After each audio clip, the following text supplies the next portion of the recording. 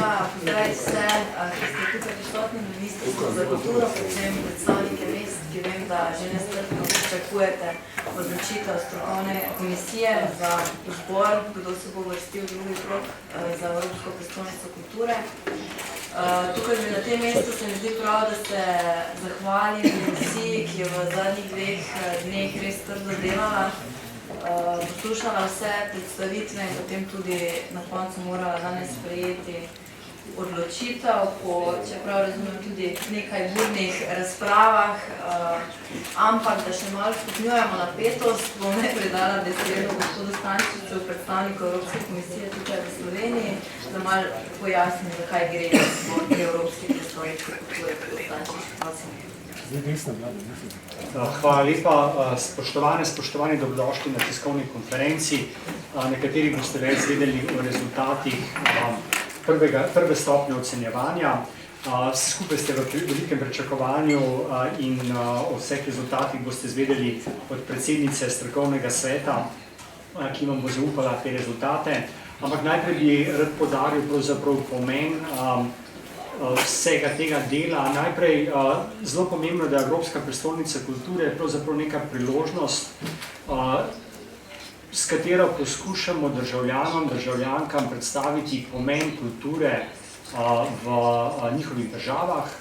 S tem se pravzaprav seznanijo s svojo kulturo, hkrati pa na nek način se naučijo tudi o tej evropski dimenziji kulture, kar pomeni, da se več naučijo ne samo o svoji lastni kulturi, kultura nima meja, ampak tudi se več naučijo o drugih državah, drugih kulturah in s tem pravzaprav razširijo svoja obzorja.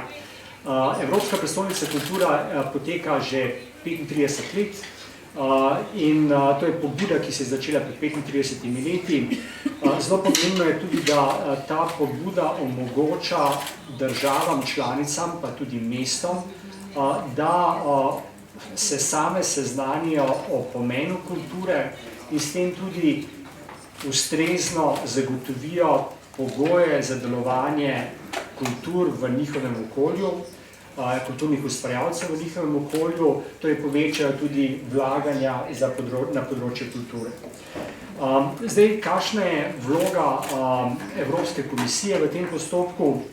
Najprej Evropska komisija ne odloča o tem, katera mesta bodo izbrana. Evropska komisija zagotavlja neodvisnost postopka, torej zagotavljamo, da postopki potekajo pregledno, pošteno in skladu s pravili, ki so dogovorjena. Odloča dejansko strokovni svet po zelo temeljiti in izčrpni analizi vseh prijav z vidika ciljev in tudi aktivnosti Evropske prestolnice kulture. Strokovni svet ima 12 članov, od teh 12 članov 2 člana sta imenovana na predlog Slovenskega ministrstva za kulturo, ostalih 10 pa imenujejo evropske inštitucije, in sicer Evropska komisija, Evropski parlament, Svet Evropske unije in odbor regij.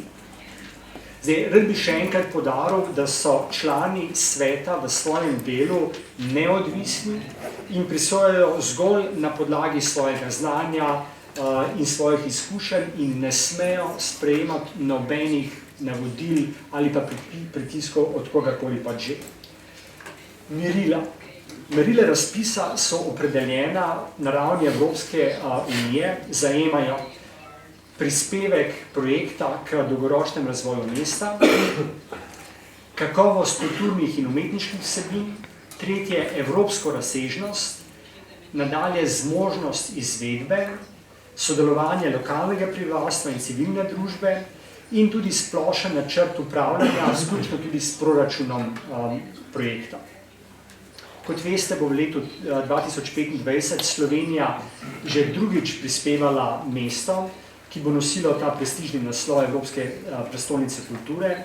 Ta naziv je leta 2012 imelo mesto Maribor, ki pa je skupaj s partnerskimi mesti, z Mursko Soboto, z Novim mestom, Ptujem, Slovenj Gradcem in Velenjem kulturno obarval celotno leto 2012. Naj se pred razglasitvijo še zahvalim 6 slovenskim mestom, ki so sodelovali v tokratnem razpisu. To so Kranj, Lendava, Ljubljana, Nova Gorica, Piran in Ptuj. Vsako od teh mest je svojo kandidaturo dejansko vložilo že ogromno truda in tudi zavzetosti, zato ste tako ali drugače, ne glede na izid, pravzaprav že vsi zmagovalci.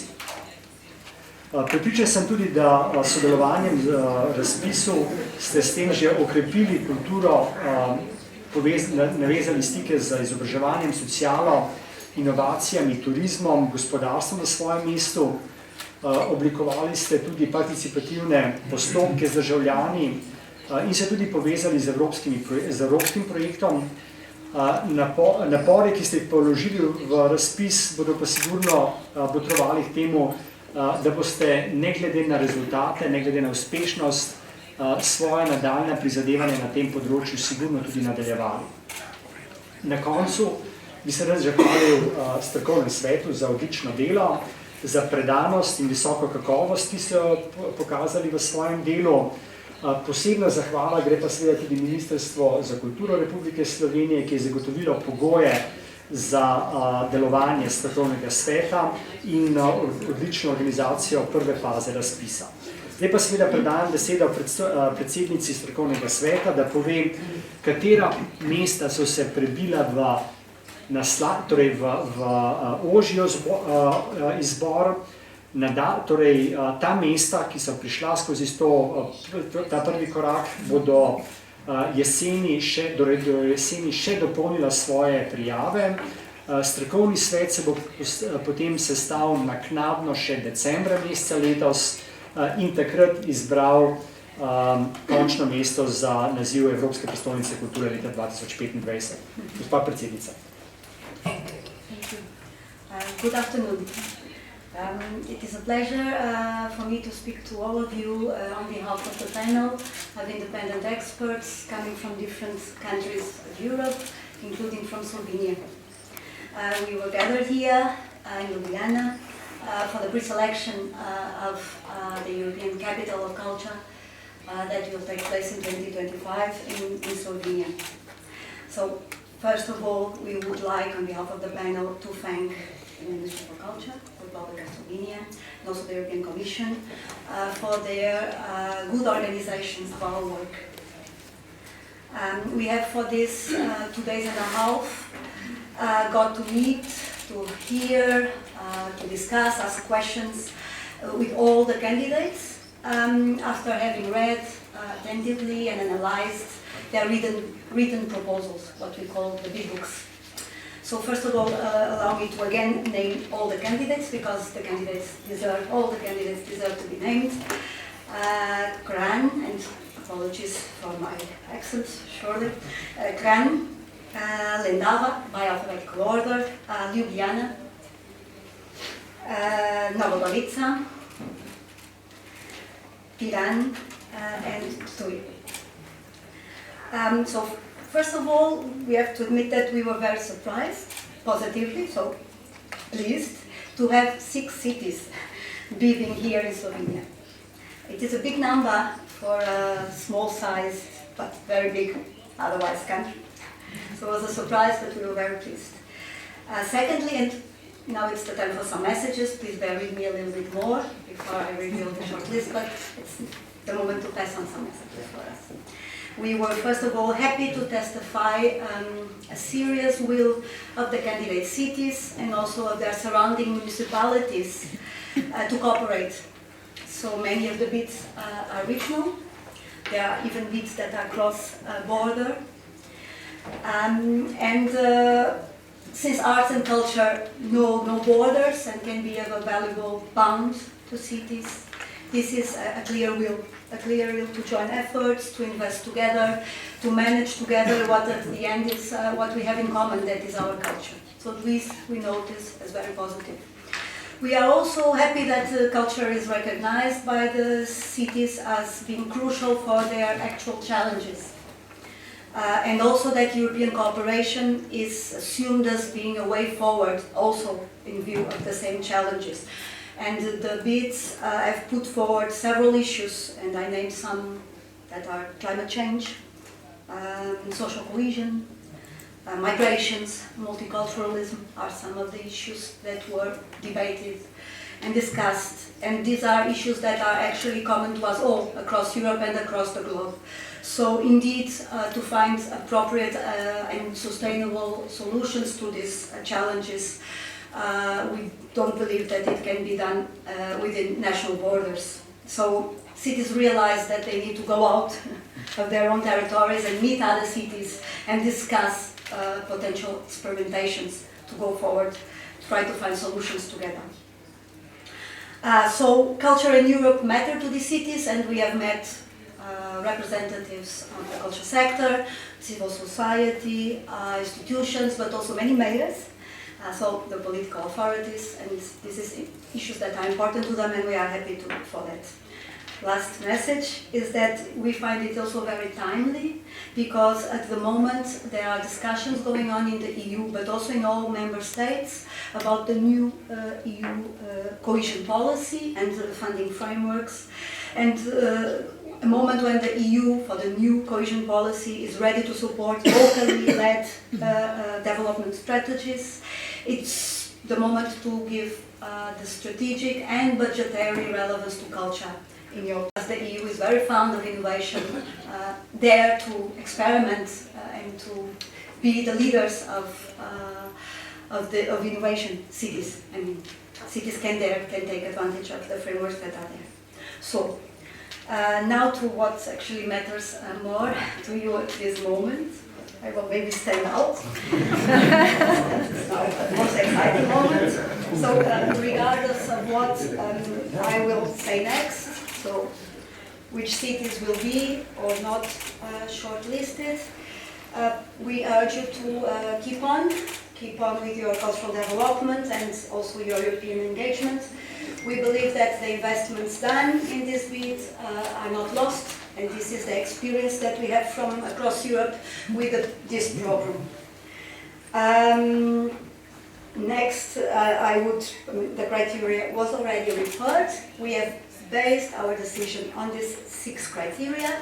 So we looked at the program and at the project that is based on a long-term cultural strategy and a high-quality European dimension. All the justifications and arguments, but also recommendations for the decision that we've made will be drafted by us all together, and it will come in a report, a joint report that will be published in the European Commission website in a maximum of 21 working days. So please look out for that, because that will be the explanation to what you will hear next.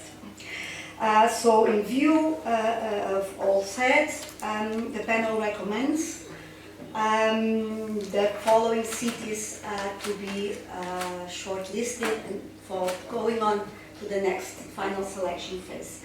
And I will name the cities without any order or priority or alphabetical whatsoever. So here it comes. Nova Gorica.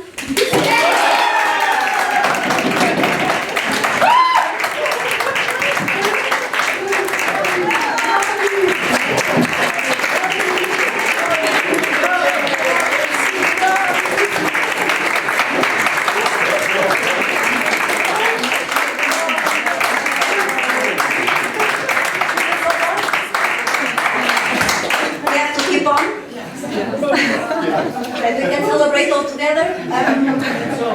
So, Tui.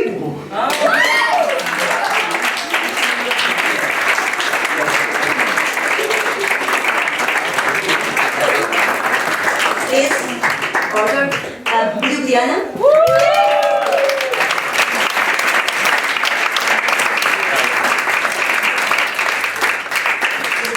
And there is another one, and the last, Piran.